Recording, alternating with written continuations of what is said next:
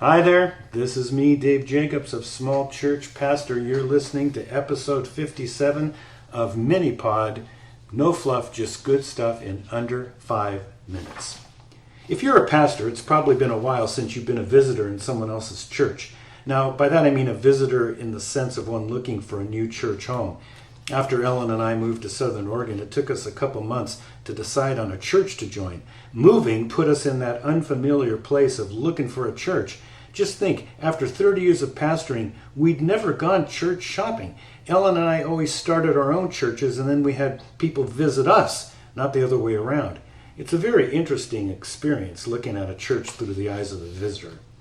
Now, they say that first-time visitors decide if they're going to return to your church a second time within the first 7 minutes they walk through your door. This has got to be true, give or take a couple minutes. The point is, you'll become blind to how your church looks to first-timers in direct proportion to how old your church is. You see, the longer you've been open for business, the less likely it is that you can tell what comes off as strange or weird to those that are visiting. In order to remedy this, you might need to plant a spy.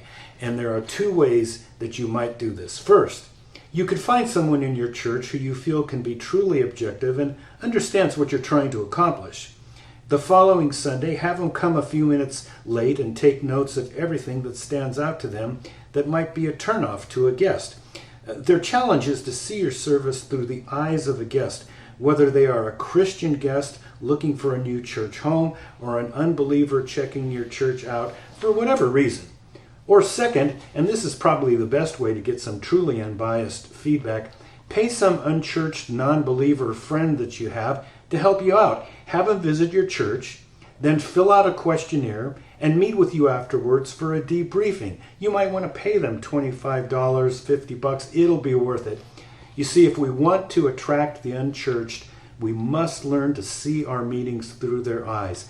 An attempt needs to be made to remove any obstacles that might keep them from returning, within reason, of course. One of the best ways of identifying and removing said obstacles is to plant a spy. Hey, if you haven't been over to my website, go visit www.smallchurchpastor.com. Bunch of good stuff over there. And if you liked this podcast, hit that subscribe button and the like button, and I'll see you next time.